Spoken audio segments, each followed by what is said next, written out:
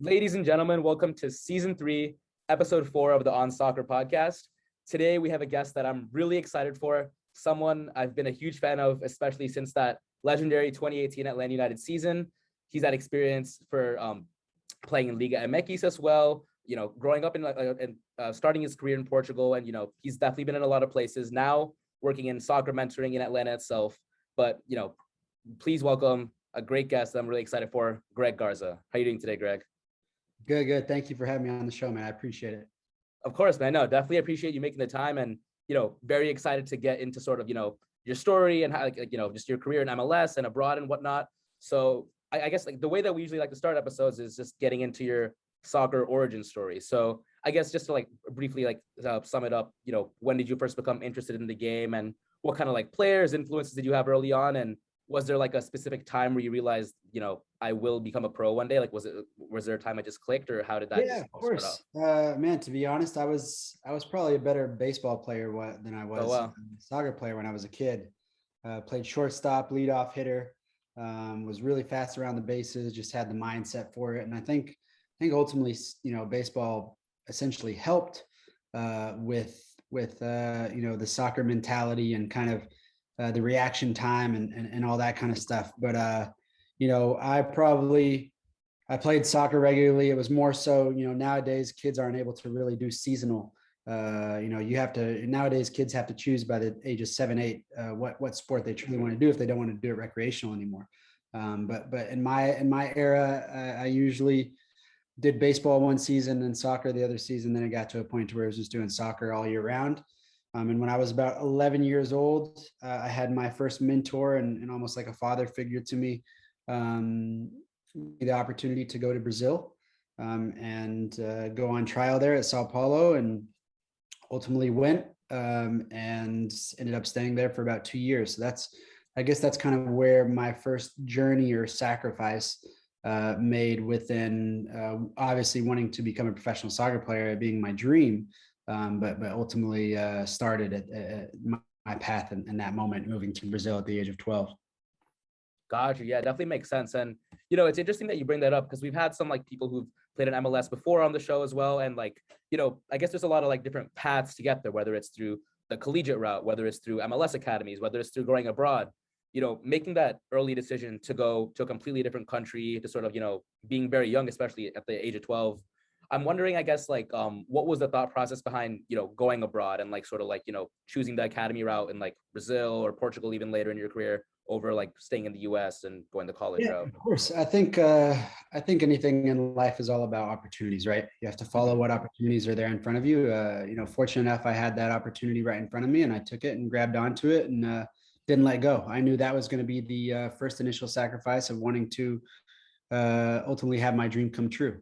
And, I at the age of 12, I was, this kid from Dallas that was expected to, maybe not become the biggest and best thing in the future, but, there were a lot of people that were watching me. And when I got to Brazil, I realized that I sucked. I was not very good at all. And you had the likes of Oscar, who played at Chelsea. Yep. That was on my team. You had Casemiro, who was on the younger squad. Wow. You had a lot of guys that were coming up through the ranks, and I realized the hunger, intensity, all different, assets and aspects of what made those guys in Brazil be the best. And, that was a huge eye opener for me, and just, learning a different language, understanding the values and morals on and off the field, and just seeing, different culture of, soccer being more of a religion rather than just, a hobby or something to do in your spare time. It was more so those kids ultimately knew that soccer might have been their only way out of certain situations or circumstances that those kids were also living in. So that was a huge eye opener for me. I think I grew up very quickly and in my own world and path within soccer. And, a huge thanks to my mentor who is not with us today, but, he really set that up for me and allowed me to have that opportunity. And ultimately, I always tell my mentees, or I always tell people, without that, I wouldn't have been able to create my own success. Yeah, no. And it's, I definitely find that pathway towards a pro career very interesting, and, comes with a lot of different challenges, maybe different pros, cons, there's plenty different ways to get there, I guess.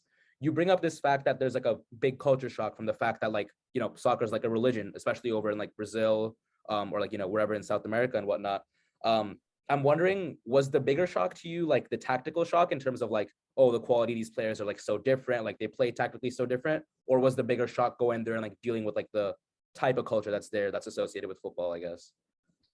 I think for me, it was more so just developing as almost as a human being, right?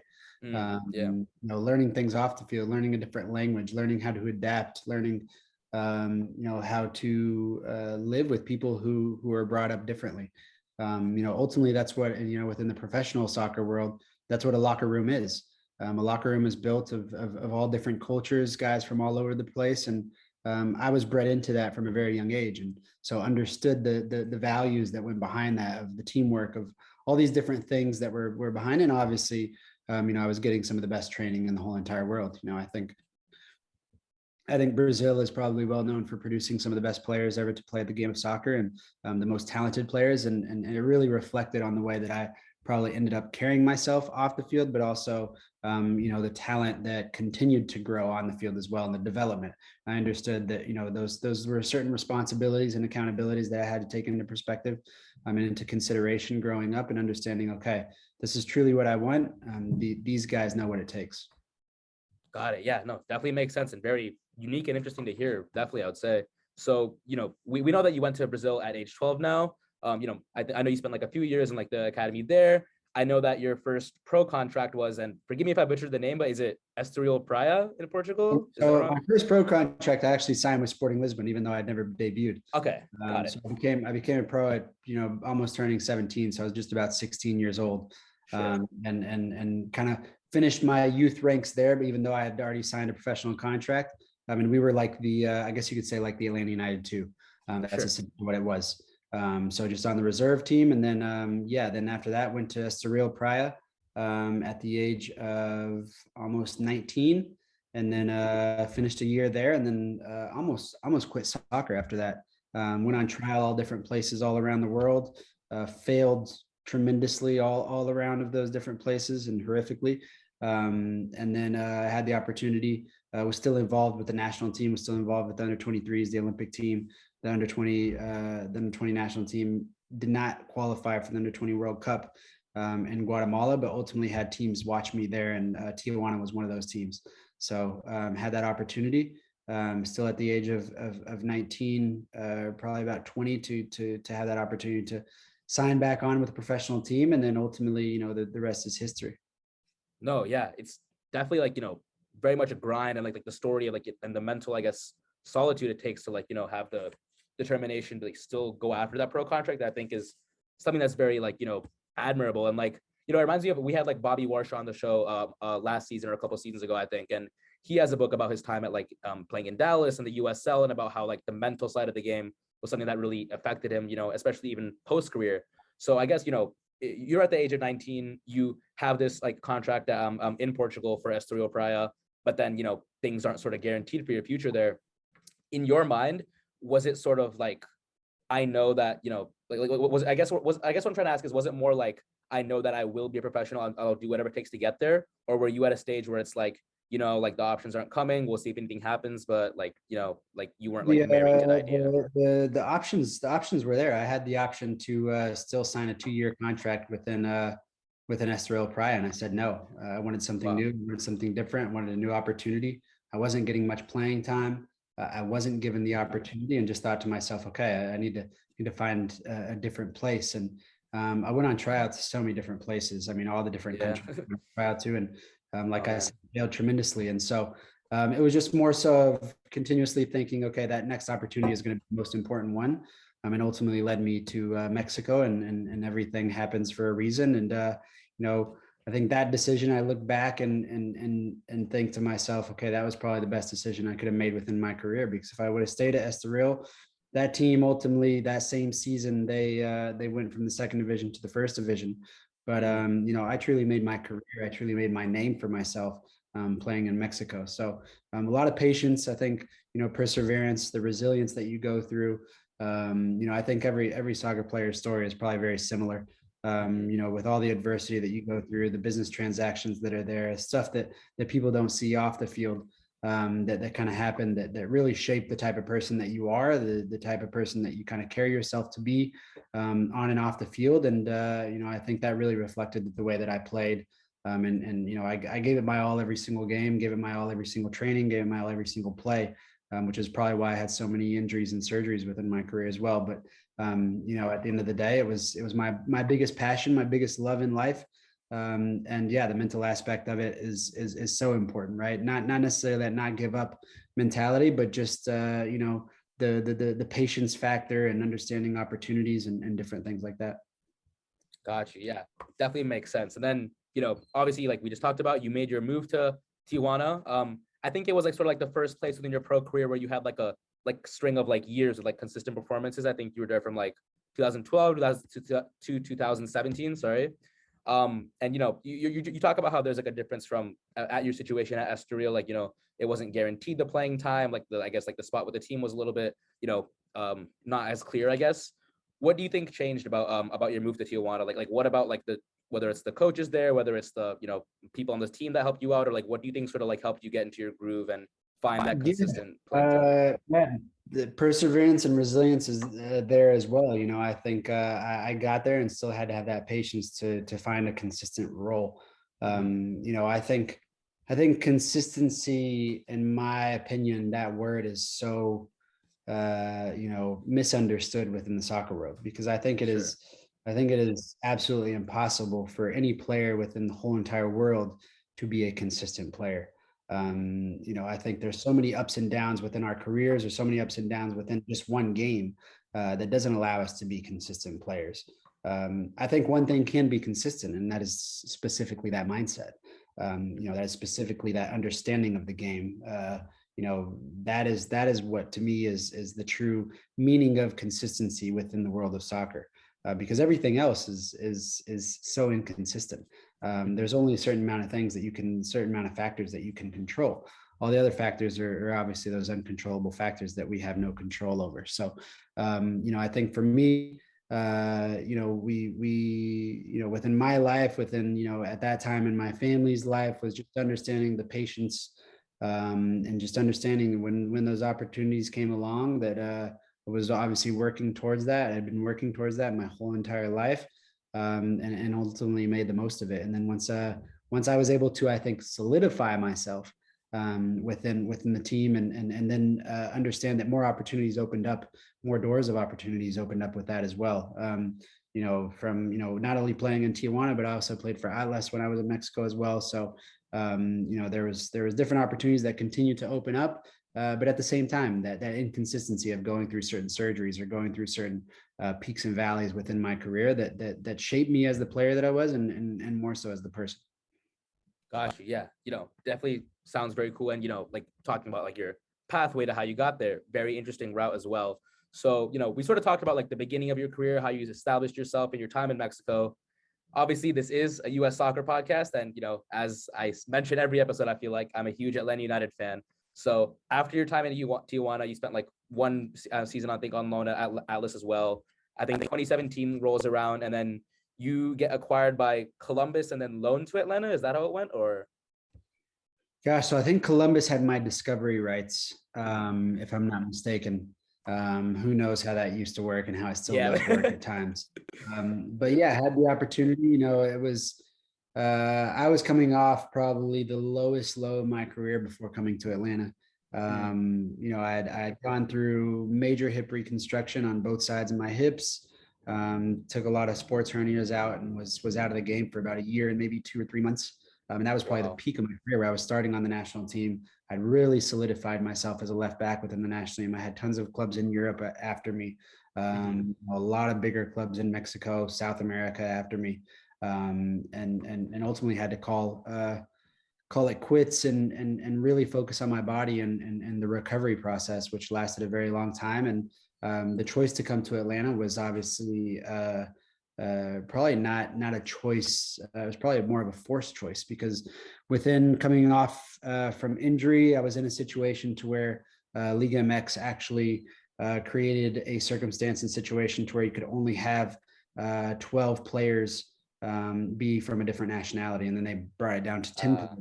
And within Tijuana, we had probably about 18 players that were a different nationality. Even though I had my Mexican passport, I was a dual citizen, but I got my Mexican passport after the age of 18, and you needed to get it before the age of 18. So I was considered a foreigner. And so coming off of injury, not having much of opportunities, and being a foreigner out of 18 different foreigners that were there, and coming off of injury, there was absolutely no opportunity, no room for opportunity. And being acquired by Atlanta was probably my last resort in saying, okay, this is just an opportunity to continue to play again.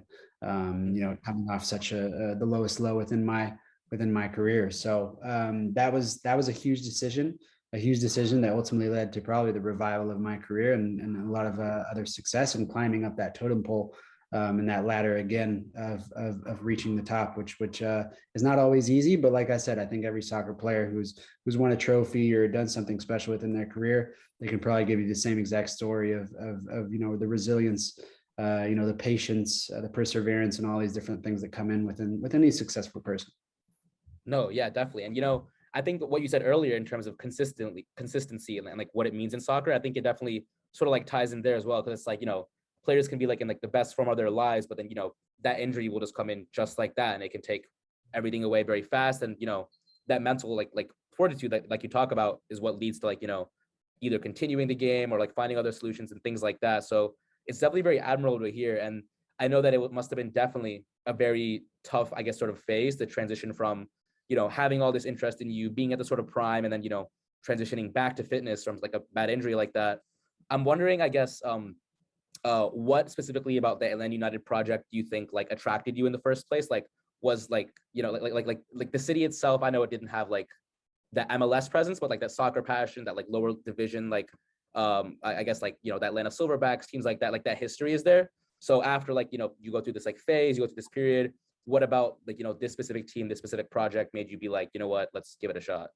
None of the above of what you just mentioned allowed me Oh, to really? yeah. I had no idea who the Atlanta Silverbacks were. Oh, really? I had no idea that Atlanta United existed. That's funny. It was just an opportunity. I think each and every one of us that were hand selected for Atlanta United, I think we all had the same idea.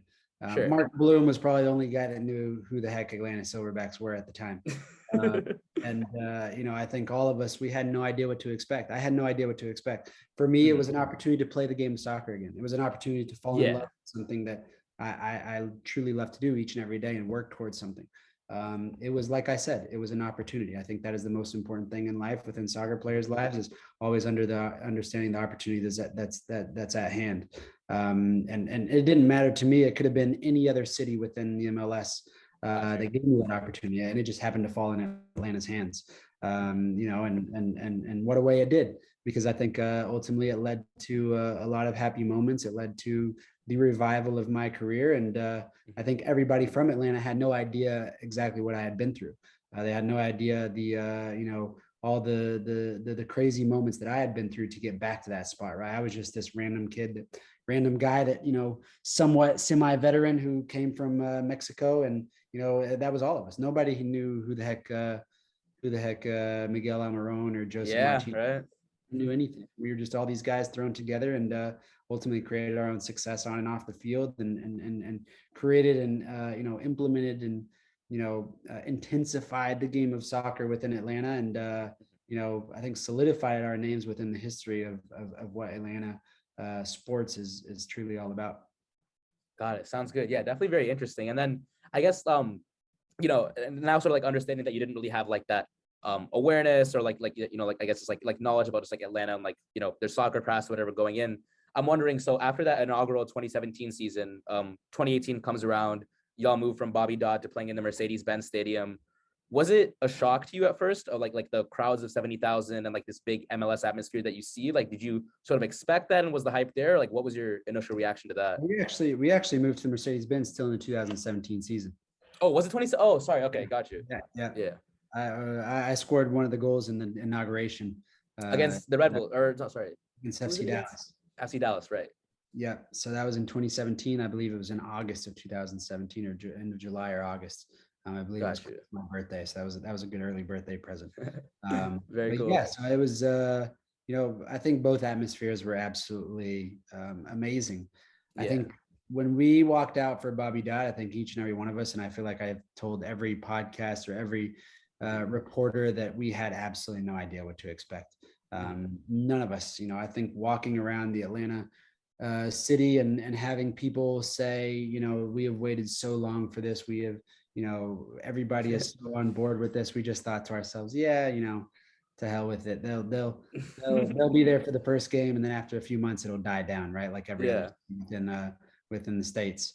But it's held strong, and it's really I think obviously I think the success allowed it to do that as well with us just really having a special connection not only with fans on the field, but I think off the field as well. Just connecting with the community in so many various ways allowed us, like I said, to solidify our names within the history of what Atlanta sports has to offer. And then I think that will be remembered forever. Gotcha. Yeah. No, definitely very interesting. And, so I guess it's pretty wild to hear about like, the difference in like perception of like, what you expect on the pitch and like what actually happens and things like that. So, definitely very cool to hear. And then, so after your like, their inaugural season there, it's 2018. I guess like there's like a bit more momentum behind Atlanta, but people don't really know what to expect in terms of like the season result, I guess. I think that 2017 season we lost to like Columbus Crew in penalties at the Benz in playoffs, I believe, right? Yep, So, yeah, yep. okay. So I guess my next question is, so 2018 rolls around, the vibe around the team is good, like y'all did good, and it's expected you do well, but not necessarily to win. What was your sort of initial thoughts that season? Like, did you think that you guys would be like a title contender? Did you think that you'd be better than last season, or what was the vibe around that team at that point? Yeah, I'll have to disagree with you in that very first part. I think we were Sure. expected. I think we were expected To to win the win. whole thing? Yeah. I think after that 2017 season rolled around and we understood the capacity and the capability of what we had within the locker room. I think when we got to preseason in 2018, we all looked at each other and we said, we have to win this whole damn thing. Wow. Okay. I think we knew the talent, we knew the bond, we knew the camaraderie, we knew the chemistry, we knew how well we played together, how well we gelled together. I think Tata knew that as well. And so Sure. when you have all the moving pieces and all the missing puzzle pieces that are there, even from the get-go within 2017, I think we added some good depth within 2018 that allowed us to have that even more success. And I think there were some key components and key players added to that 2018 roster that really made the difference. But I think that was essentially it. That was for us. I think in the very beginning, we knew what we were capable of. We knew we should have made it as far as we did. And I think when we won the whole thing, I never would have imagined it. But I think ultimately all of us knew that we were capable of that from the very beginning. Got you. No, that one's very interesting for me to hear because it's like, from like the fan perspective itself, it's like I remember beginning of that season, like for me, it's like very different. It's like, every season I'll start like I'm Atlanta United and I'm a Real Madrid fan, right? So every season I start off, it's like, oh, neither team wins a trophy. Like it's like, it's done. It's devastating. Like it's the worst thing that can happen. But I guess like I was just curious about like, in the locker room, is it sort of like for that season, especially, was it like, oh, like we got to go out there and just like win this thing? Or like, did you think that you were underrated? But, it's definitely very cool I'll to see ask you. that I'll around ask you you. this: Have you seen a same Atlanta United team since that 2018 season? Oh, definitely not. Definitely not. there's, And it makes a there's lot of sense. there's Yeah. your answer. Yeah, yeah. Yeah. Got you. Yeah. No, that's very cool to hear as well. And then, okay, so I guess, we sort of like got into like, the beginning of that season, how like everything sort of like strung together and the end product that it ended in. One thing I'm curious about that season is that like, definitely like I was a senior in high school during that. So it was sort of like the peak of my Atlanta United, like, watching phases. Cause like, in school, it's hard to like get the time and things like that. But back then it was like every single game in and out. I remember like the end of the season, I think that we were in contention for like the supporter shield maybe, but we had lost like, I think our last game of the season, we had lost To 3-0, yeah, to Toronto, right? Who was not doing well that season. Yeah. And I remember because like my father and I had watched that game together, and we were very concerned because we were like, is this like where the turning point is? Is this where like a team that was like destined to be favorites, destined to win, sort of gets overconfident and like, it ends up not working out? Or like, I guess what I'm trying to ask is after that 3-0 Toronto game, you guys are heading into playoffs. What's the adjustment it takes in terms of mentality to sort of get off a loss like that and be like, you know what, that's not us. We can go like win this thing. I think with that, if we would have won that game in Toronto, we wouldn't have won the MLS Cup. Wow, Uh, interesting. I think that loss really helped us understand that we were human. Yeah. And that we had to turn that page as quickly as possible and focus on the next opportunity that was at hand, that was right in front of our faces, and we knew we knew the magnitude of that opportunity, when it was handed to us. And I think losing that game and losing the supporter shield really allowed us to focus on something that was, essentially more important, right? At the end of the day, nobody will remember that New York Red Bull won the Supporter Shield that season. Everybody Yeah, true. who won the MLS Cup. So, I think for us that was key. That was essential, to our success, and losing that last game to Toronto. Got you. Definitely makes sense. And then, I guess it's just to transition into like the final phase of your career. Atlanta United wins the MLS Cup. It's like a legendary season, one that we'll definitely remember forever. You closed out your season with a couple years in FC Cincinnati, which is another new expansion team. Pretty exciting fan base. I guess the results haven't necessarily been there yet, but lots of potential in the city and lots of passion there as well.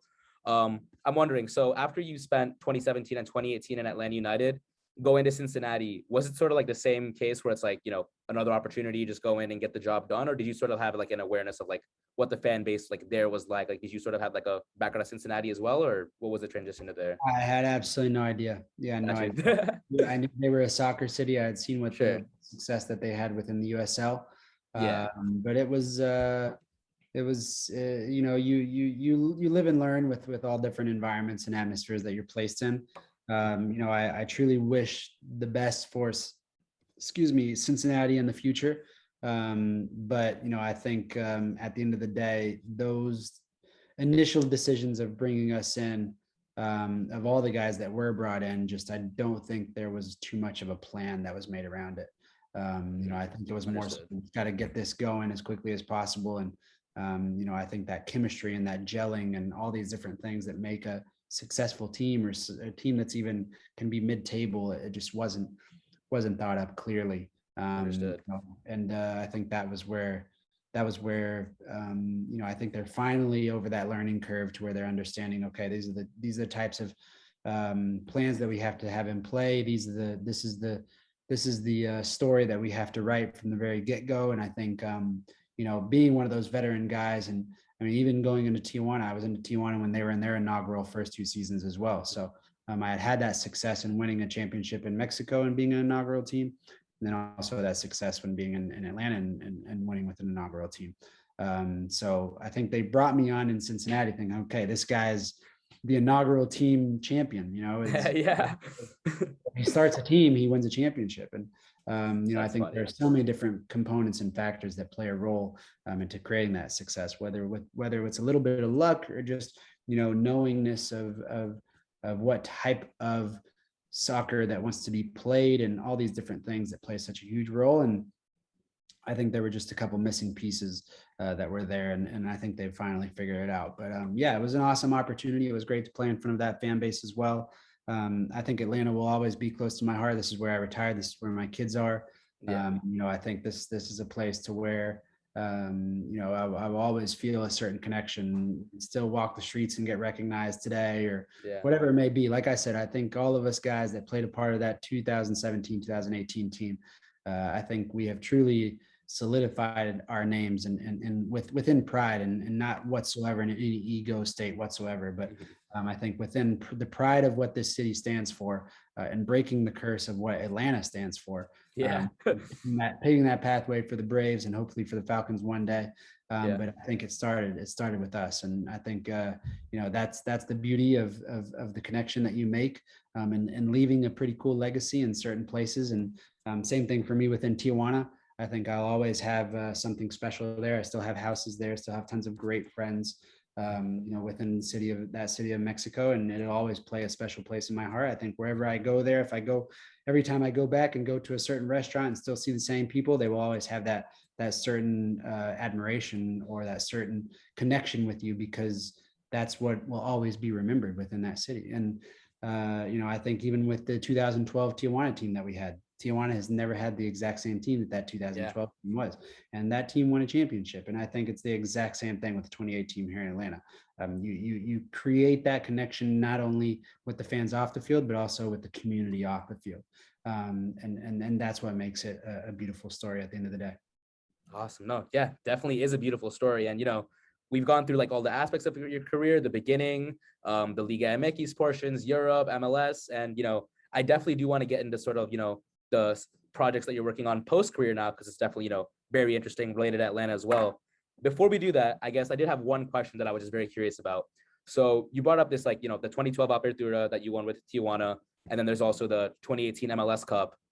I'm not going to necessarily ask you to choose like, one or the other, because I know that they're like, both trophies, they're close to you, whatever. But I am curious, which one do you think was more difficult than the other? Like, you brought up that this Atlanta United trophy that you and the lads in the locker room sort of like were like, oh, we got to do it. Was it the same vibe around 2012 with Tijuana, you'd say, or no? Not at all. We were probably the least favorites within that whole entire league. Wow. To win a trophy, and I think that was crazy. What made it special. That we had a bunch of rejects on the team. We had a bunch of guys that were unsuccessful in other teams, that were loaned out, that nobody really wanted. All these different things that nobody really, everybody wrote us off on paper. And I think that's what made it so special and conquering that championship. I always tell people, people always ask me which one is better. I was more involved with Atlanta United. I was probably one of the one of those role players that played a bigger role within Atlanta United. I didn't play as much in that year that we won the championship in Tijuana, even though I played a pivotal role in one of our goals that led us to the semifinals.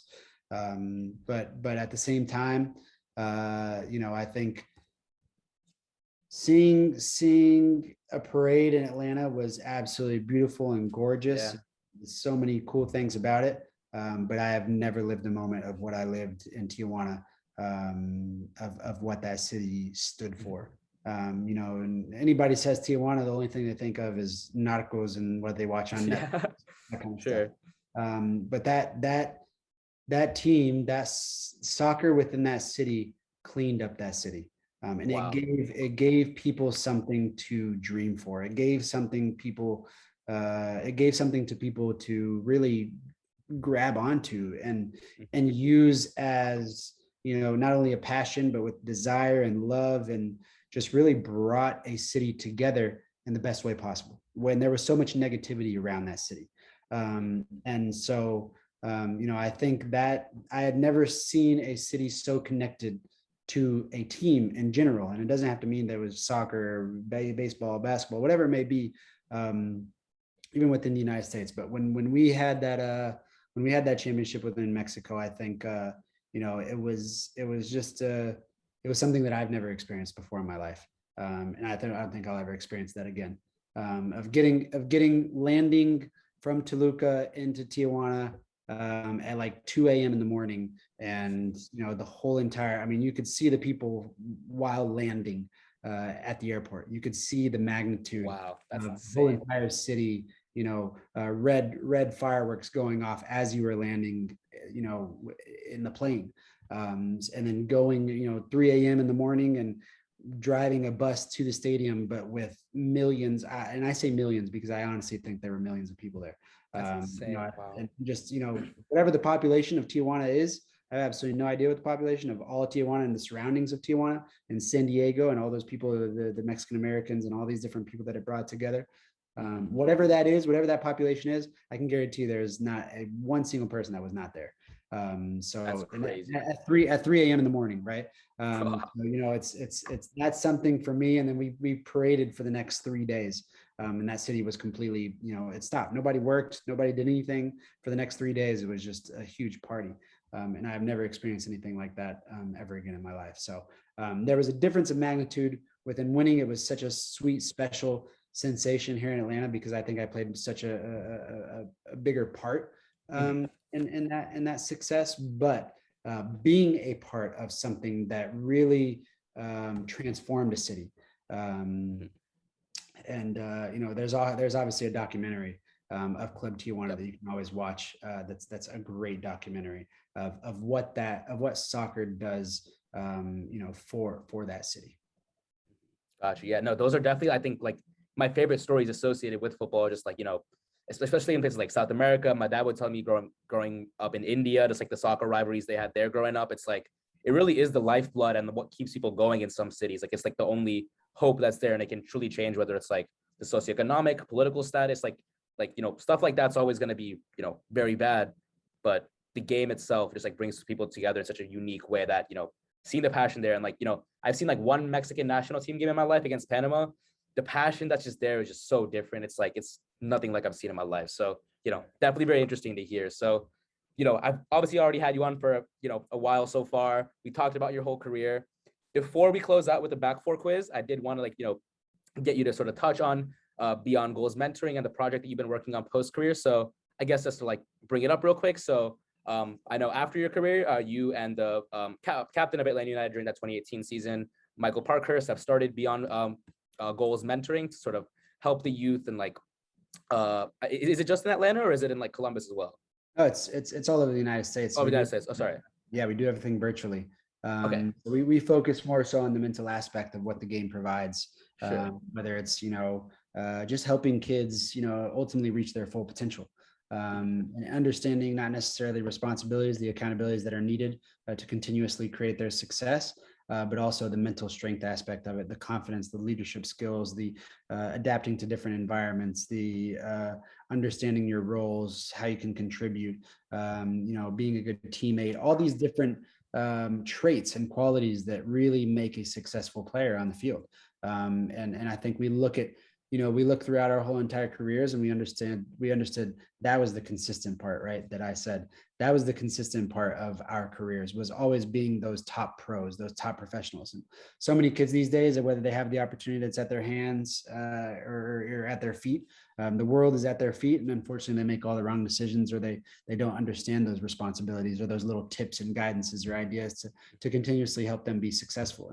And that's why we had that idea of helping these young kids understand that if that opportunity or that door of opportunity is open one day, that they are able to grab onto it and not let go, but use these tips and ideas to continuously be successful over and over again.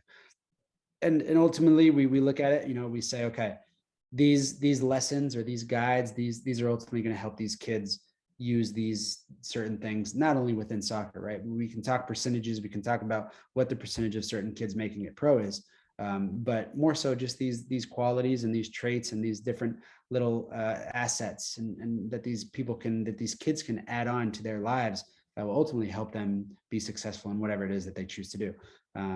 Whether it is in economics or whether it is whatever you want to be, right? Yeah, sure. What is it? An accountant? What do you truly want to be? I want to go into consulting, but dream job in the future, US soccer, MLS, something in there. There you go, man. Right. So, you're going to have to learn what it means to work in a team environment. You're going to have to learn what it is to be a great leader. If you have to speak in front of people, or you have to, guide people to certain, things, and being a great captain, such as Michael Parkhurst was, the best captain that I ever had in my career. So, certain qualities that I think great pros and traits that great pros take in the longevity of their careers, throughout the longevity of their careers.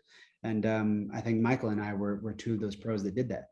And, I think now being able to pass that down to the next generation of kids that have those opportunities and understand these traits and qualities will really allow them to continue to create the success, whether it is off the field or on the field, and in such different various ways.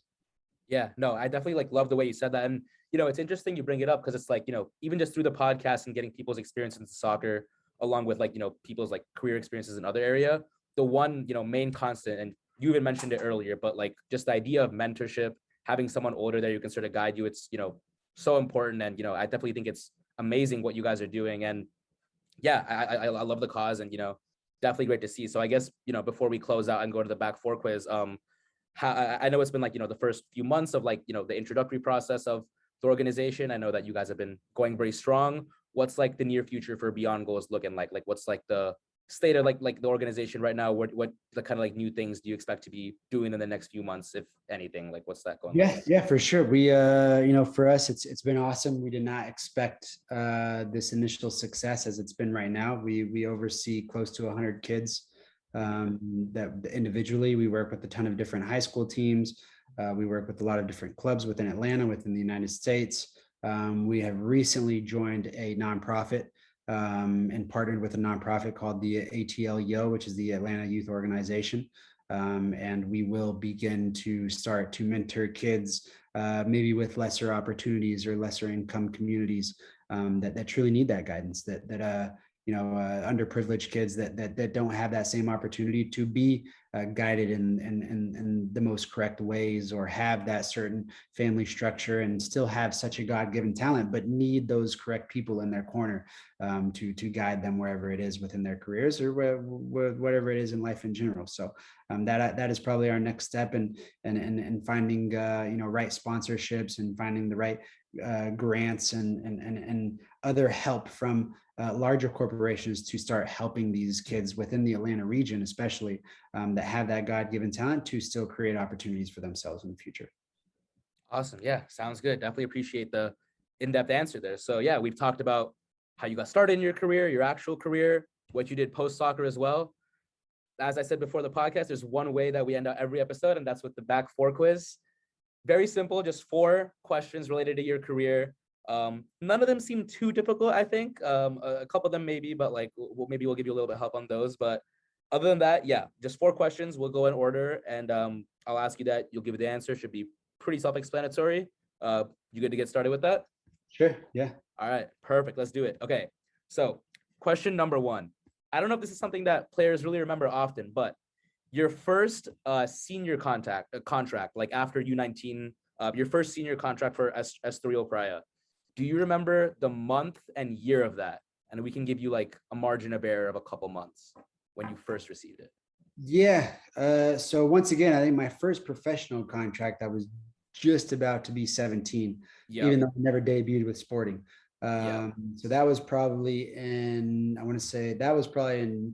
January of 2008. And that time with Estoril was going to be in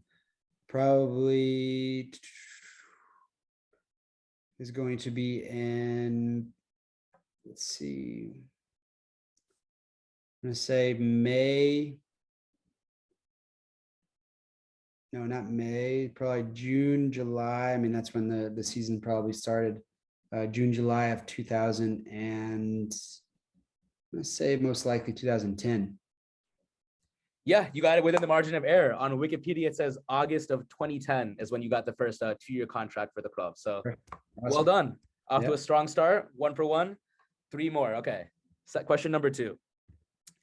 Your first goal for Tijuana. Do you remember the opposition of that game? My first goal for Tijuana. Yeah. Yes, was against Santos. Yup, that's right. There we go. Santos Laguna, 2-2 draw. It was 2-2, yeah. I scored, and I want to say Chango Alfredo Moreno scored in that game as well. You might be able to check that. I don't know. Awesome. Yeah, no, I can actually check that. No, that's crazy. Actually, no, it might be Duvia Riascos who scored that in that game as well. It could have been Chango as well, but I can tell you.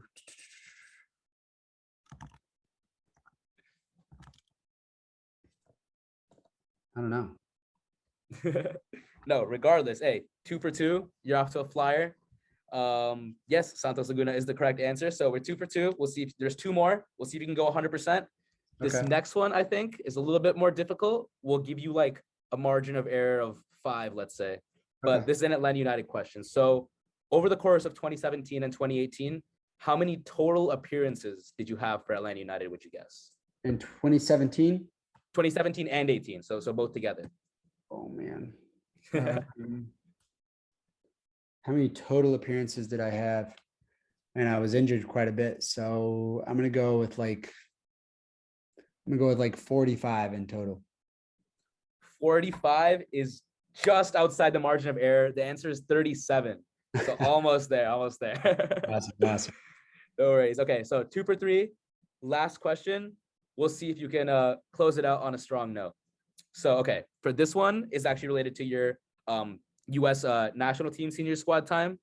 So who was your first international cap against? Yeah, that's something any person would always remember, man. It was against Peter Cech. Yep. There it is. Yep. September 3rd, 2014, I think. Yeah, definitely.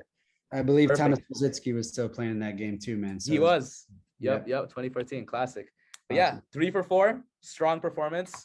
Greg, I definitely appreciate you coming on. It was very interesting learning about your career, the ups and downs, what you're doing after the game. And yeah, just coming from an Atlanta fan, thank you so much for the time you spent in our year, the, involvement in the community post game. It really does mean a lot. And, definitely very cool to see from someone who grew up in the state and remembers when like I was the only kid in my entire school who liked soccer and things like that. It's just completely different now. So, oh man, yeah, it's Johns Creek is a melting pot for yeah, pot for soccer nowadays, man. So awesome.